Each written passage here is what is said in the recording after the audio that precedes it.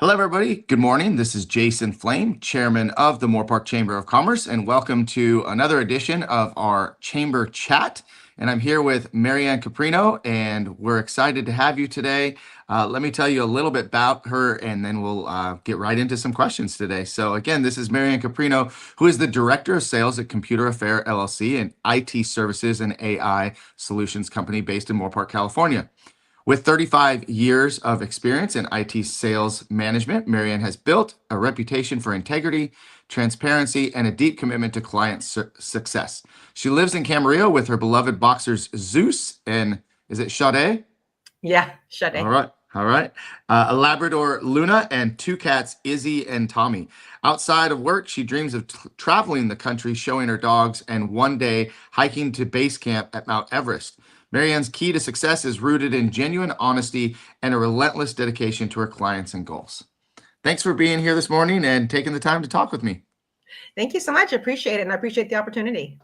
It's going to be great. This is an excellent opportunity for the members of the Chamber of Commerce, as well as the residents of Moorpark, to get to know you and your company a little bit more. So tell us, real quick, a little bit more about Computer Affair. Sure. Well, Computer Affair was started by Glenn Reef, who is the founder of the company, and he started it in 1993.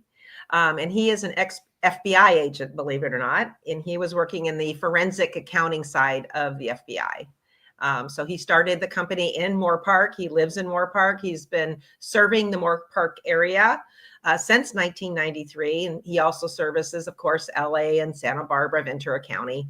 That kind of thing. So really good at what he does. He's kept the business. He likes to keep the business kind of small. So he's been, like I said, been from 1993 to now, there's been a lot of changes in the IT world. Oh, I bet. I know we're going to talk a bit about AI and some of the things that you'll be offering for our chamber members, for the Chamber of Commerce. It's just such it's just the topic, right? AI is here and it's here to stay. I will admit that in the beginning, I think just like anything else, just like social media, in the beginning, I was like, I'm gonna wait, and then, I probably use social media more than anybody else I know these days. And then AI comes along and for a quick second, I was like, I'm gonna wait. I'm like, no, I'm not waiting. I'm just gonna dive right in. And I use it, literally in everyday things, super, super simple things that just help with saving time. But again, let's talk a little bit more about your experience, right? Okay. You've spent 35 years in IT sales. What's the biggest change you've seen in the industry and how you've stayed ahead of the curve? If you had to make a guess, what do you think it would be? Yeah, AI, right? Internet. Internet, yeah. The internet. When I started out, there was no internet. Now, when the internet came, it's the amount of time it takes to get an answer to a question, to get anything done is immediate. So if you have a company that has several branch offices, they connect via the internet and they can work together like they were in the same office. It's amazing what the internet has done. And without the internet, there would have never been AI. Right. So tell me, I remember, before we had like major internet service, but what was it like doing business? What was it like working for companies? What kinds of things did you do back then that you don't even touch now? Probably a notepad and a pen.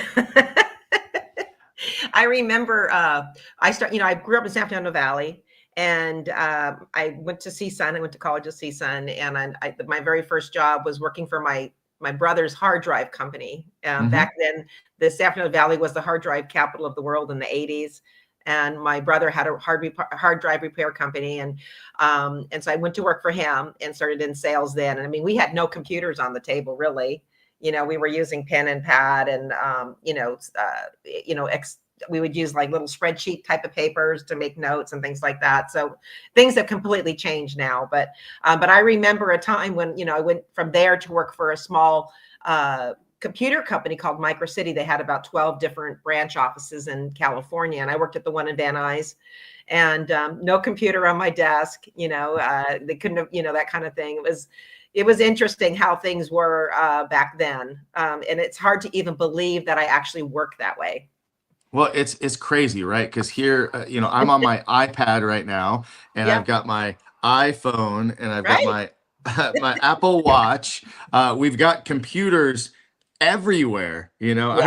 I remember watching, like the Jetsons and watching all these different movies where you'd see these things, and I can't wait until we can do that. And like, we're kind of past a lot of the stuff that Hmm. we Hmm. see from back then.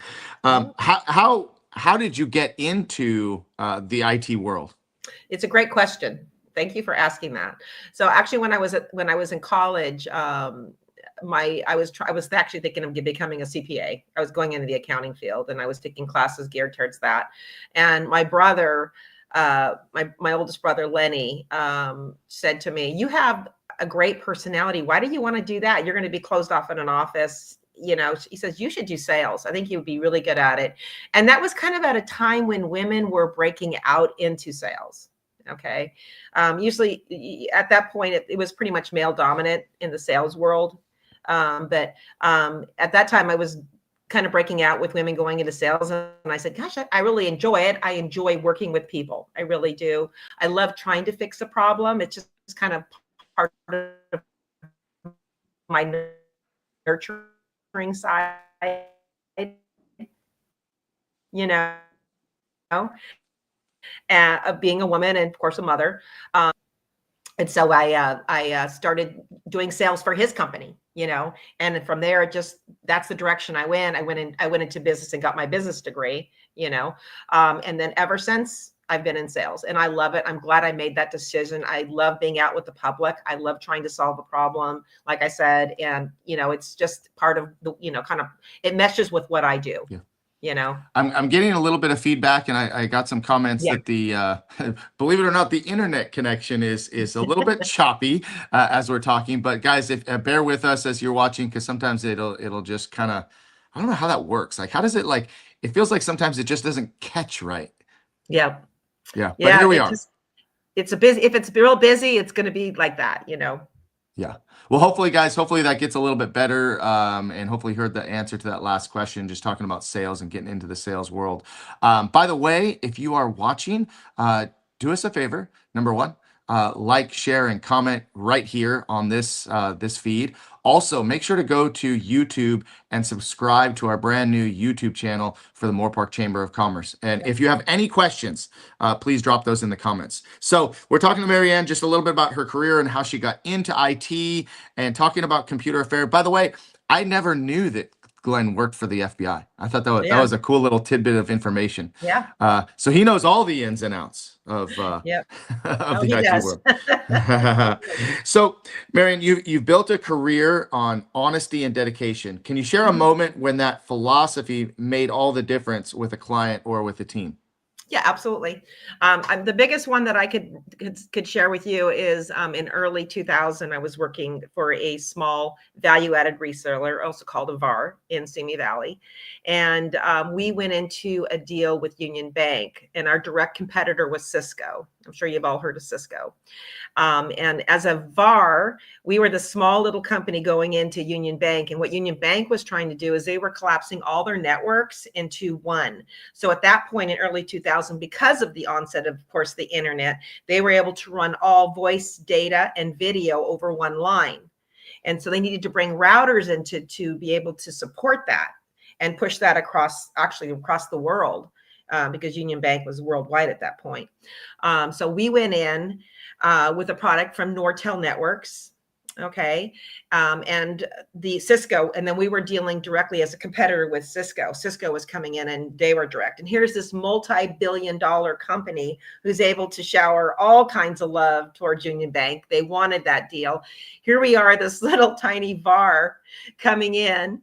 We didn't really have the budget, but we tried our best to take them out to lunch and that kind of thing. And basically all I did was go in and give them what they wanted.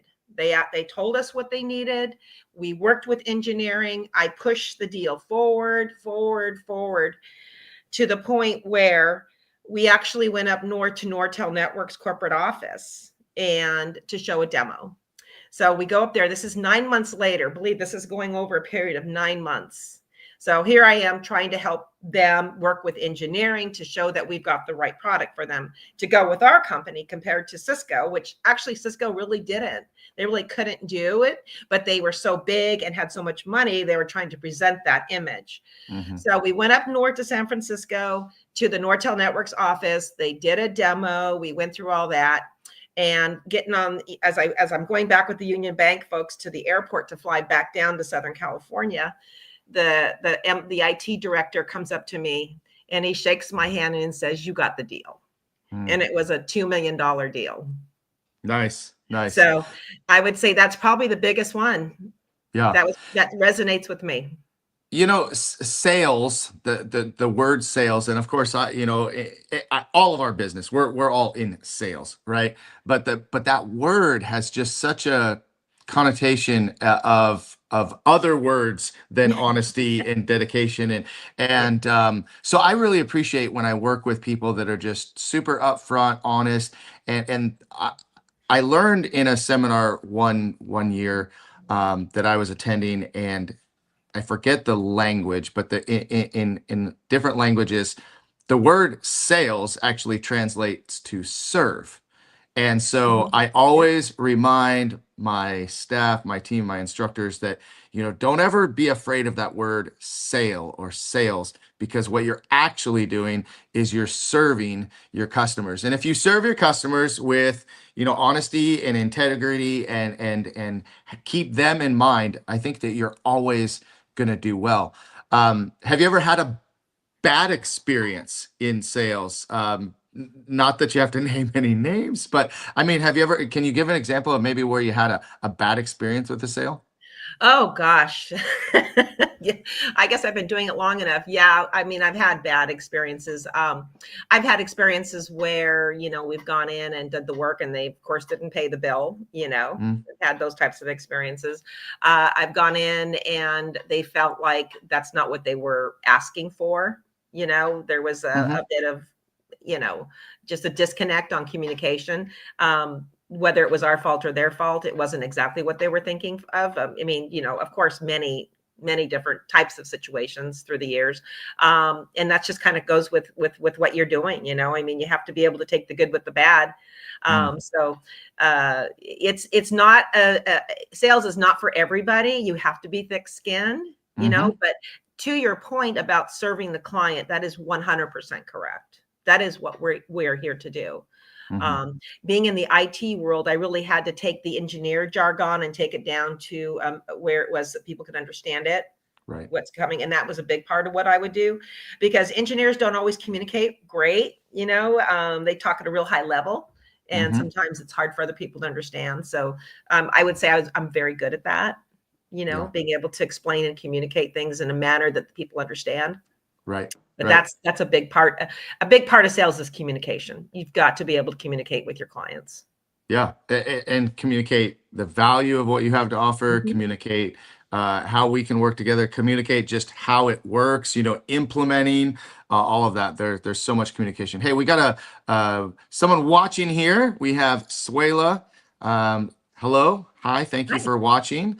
And anybody else watching, guys, would love to hear from you. Again, if you have any questions for Marianne, would love to help you out. If you've got any, I don't know, maybe you got an IT question, maybe you got something about computers, you got internet questions, let us know.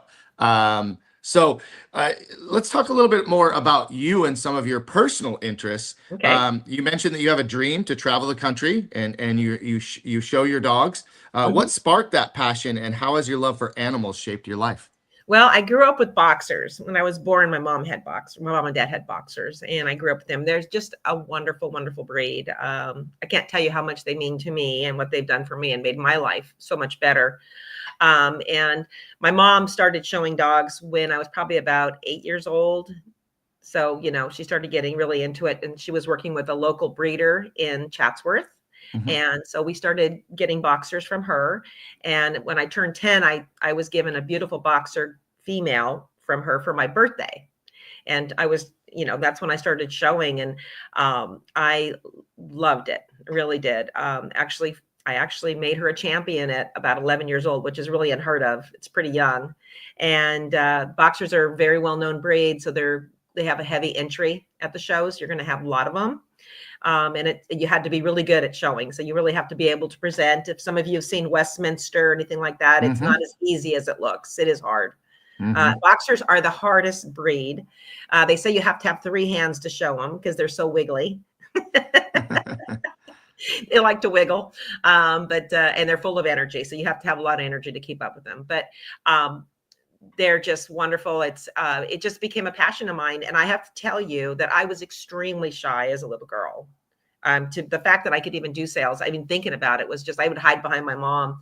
That built my temperament. My personality was going into the ring and showing. Mm-hmm. And it really made me tough. Yeah. I bet, I've so my wife just commented, she said, nothing better in this world than dogs. I don't know another dog lover Mm-mm. as much as her. But so sometimes we'll turn on the dog shows and we'll watch all the different dogs.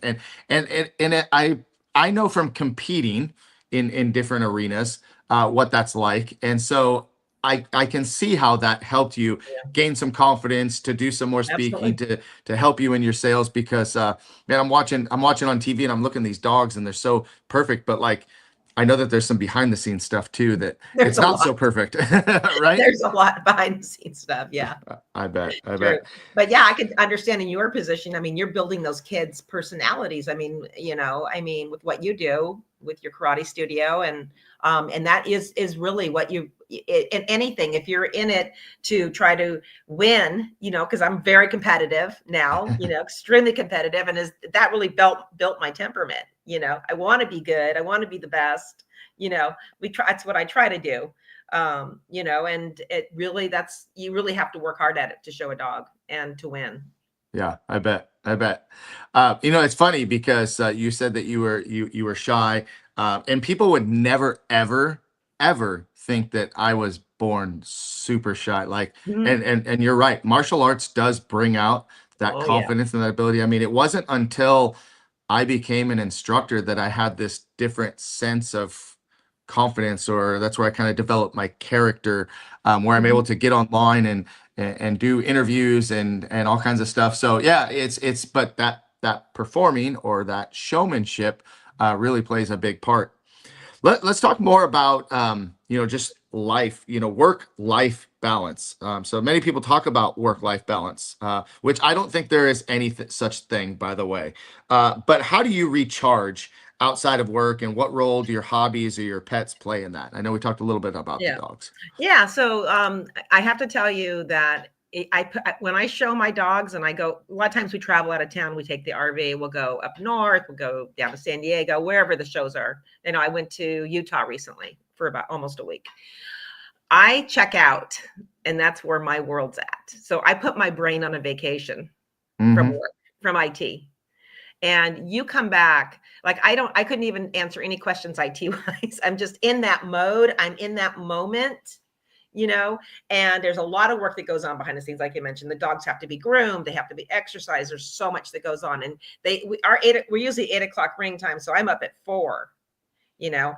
Just recently there were shows in Ventura. Some of you may have gone to them. I mean, I had 11 boxers to show that weekend. Wow. And I show client dogs, not just my own dogs, but I show client dogs. So I am a boxer handler. That's specifically my interest. That's the breed that I do. So I check out, and I'm in dog show mode. That's where I'm at. And when Monday comes, my mind is back to work, but it's been on a vacation. Mm-hmm. That's the best way I can explain it to you. And Mm-hmm. it feels so good. It really Yeah. does.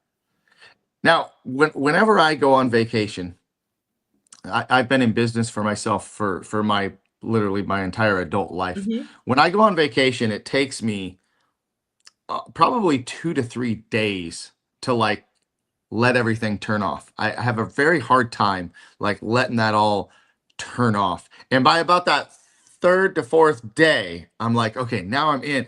But by then I'm starting to get ready to come home already, right?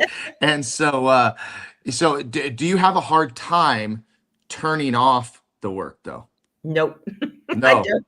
you don't. I don't have time. I have to do this, so I Yeah. need to be there for my clients. So, I work and I have my IT world and, I do that. But when I go to dog show mode, I am working for some other people too now. So Mm-hmm. I have to just immediately turn it on. In fact, I'm sitting here with the phone. Sometimes I'm answering questions for IT world, but I have to be there for my clients too. And so I have to turn it on right away. Yeah. So it's kind of like you switch one off and you turn the other one on, and Yeah. they never mix. Nice, nice. Yeah. Well, the one place that I know for me that I can almost turn it off is going to the gym every day. Oh Being in yes. the gym and getting my workout. That's my shut off. Like I almost never answer the phone during my workouts. I might, send a quick text. But that's like, Mhm. that's the time where I know that I can make that switch. So I think Yeah. everybody has that Mhm. thing that gives Yeah. them that little bit of a break. But Yeah. yeah, so let's talk about let's talk about if you had one piece of advice for someone, especially a woman starting a career in tech sales, Mhm. what would it be and why? Change. Be ready for change. It's just everything is just a moment of time with IT that's going to be here, and then it moves on to something else. You have to be ready for change. That means you need to really educate yourself and keep on top of things. Do a lot of rating. It's just changes really fast. Hmm. And what you think you have is great today is not going to be tomorrow. It's just like with AI. We're kind of at the cutting edge of AI and what it can do, but it is going to change, and it's going to continue to evolve into something else. So, I had a complaint from one of my friends who about AI. She's a screenwriter. She works for Disney. Okay. Hmm. And she's losing work because of AI, And I said to her, you've got to figure out how you can make your place with AI. How Right. can you have to figure that out. You got to do your research instead of complaining about it. How do you make it work with Hmm. your talents Hmm. so that you can make a living? Absolutely. I mean, listen, if COVID taught us anything in any of our businesses, you better be ready to adapt, and you Hmm. better be willing to change and do Right. whatever it takes. I mean, teaching martial arts online was not an easy thing, right? And Hmm. figuring out how to get on Zoom and how to get it out to all our members and how to Yep. stay in touch. I mean, uh, Hmm. it would have been really easy to say, well, we can't open our school today, so we're just going to take a break. That's not going to pay the bills. That's not going to Hmm. get us to the next level. And then, you also talked about reading and, continued education. I'm going to throw this question up here, and I'll let you answer it in just a second. But, I think continued education is so super important no matter what field you're in, whether it's, Hmm. the computer IT, AI world, martial arts, business, leadership, sales. Um, Everything is changing. Everything is always changing. It seems like more and more it's changing faster.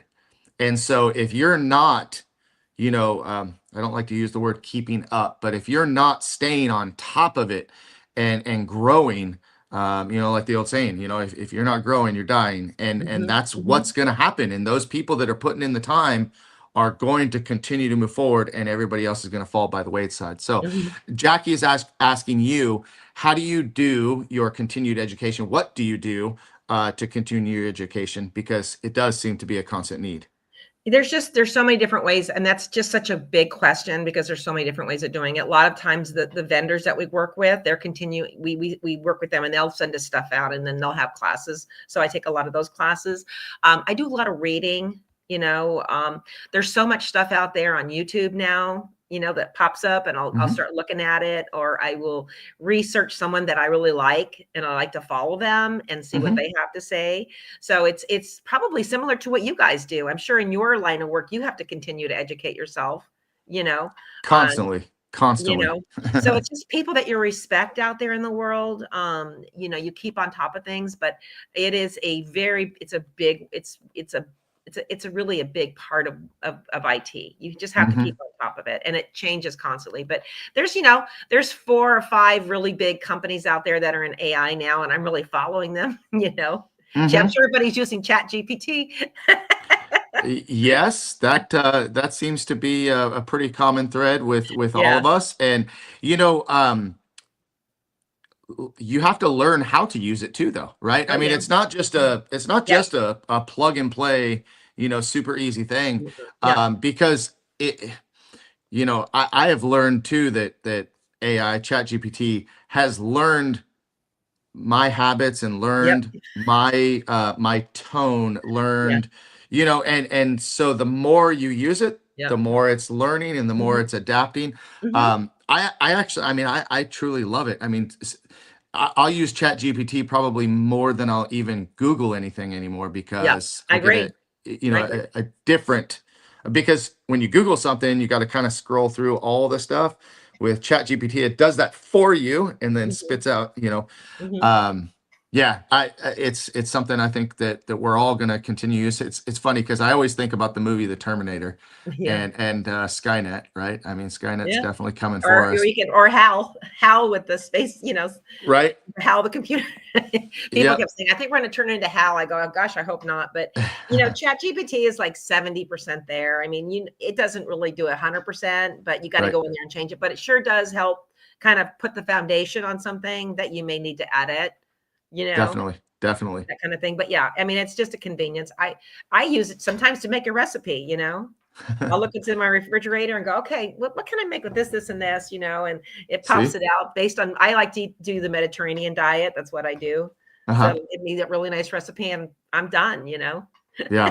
No, that's I see. I just learned something new because I never even thought of using it that way. Yeah. Uh, what are who or what, if people are kind of wanting to learn more Mhm. about AI, learn more Mhm. about IT, can you give some advice on what people can be doing to understand? Mhm. I mean, obviously they can give you a call and Yeah. talk to you about the services that you Mhm. offer, which I'll let you Mhm. talk about in just a second. But Mhm. if people are just kind of trying to get their feet wet and just understand a little bit more about it. Well, that's a great question. So we service right now. We serve a lot of smaller companies, and the reason that we got into the AI side, one of the biggest reasons, is that we had companies that are coming to us and asking us how can they utilize AI to build their business, to bring in Hmm. more business, basically lead generation, because they're small. I mean, if Moorpark Chamber, probably most people are single, just single type guy woman type of job, right? They're doing all the work themselves. So if they're at appointments, how can they do sales, right? Hmm. Continue to do sales. So with there's a digital marketing side now with AI, which is really cool, and you may have seen it. If a lot of you, if you want to learn a little bit about it, is go to our website, www.computer-affair.com, and chat with our web chat, our bot. It's amazing. So basically, what that's supposed to do is it's supposed to answer any questions that may come through.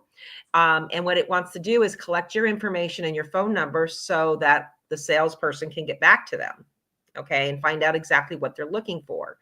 So if that's happening in the background, and if you're driving business utilizing AI to your website, and then your chatbot's interacting and then sending back that information to the owner of the company, the salesperson, whatever, they can immediately reach out and respond and Mm. have continue to build their sales.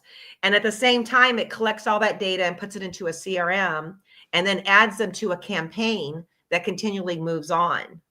Okay. So this is all happening in seconds, basically. Wow. So a lot of our customers wanted to get into this, but they were a little afraid because of AI and security and like things of that nature. So it's now another arm of our business. Hmm. And we make sure our customers are protected and secure. They're utilizing AI and they're able to continue to build this lead generation program to continually be able to market their company while they're busy doing other things, because Hmm. they're a one-man show, a two-man show, whatever it might be. Right. Okay. And so it's become a very big way to market your company, is Yeah. utilizing AI for lead generation.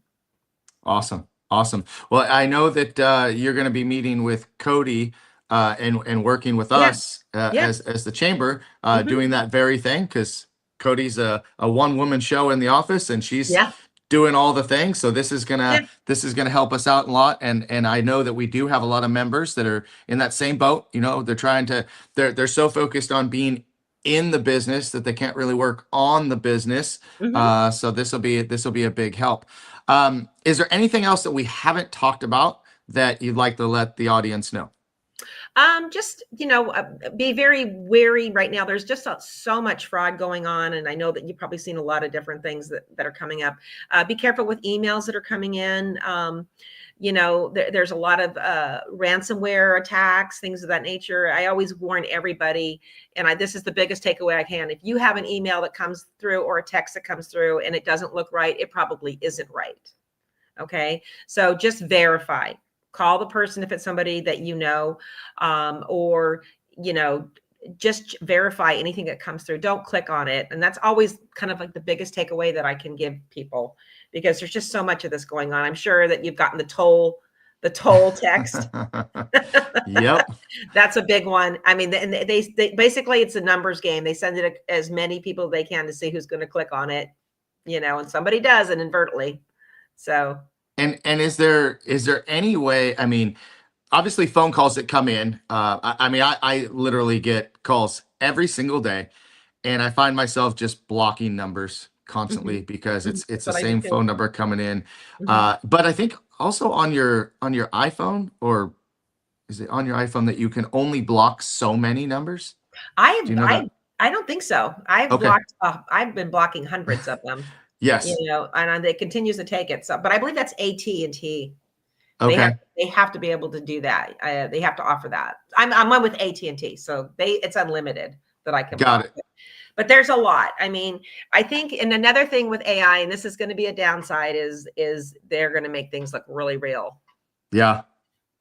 They're going to make things like, and you've got the bad people who are going to use AI to try to steal information. So that's Hmm. going to be a downside. And that's if it, like I said, and the biggest thing is trust your intuition. If it doesn't look right, it isn't right. There's something wrong with it. Yeah. Just verify. Absolutely.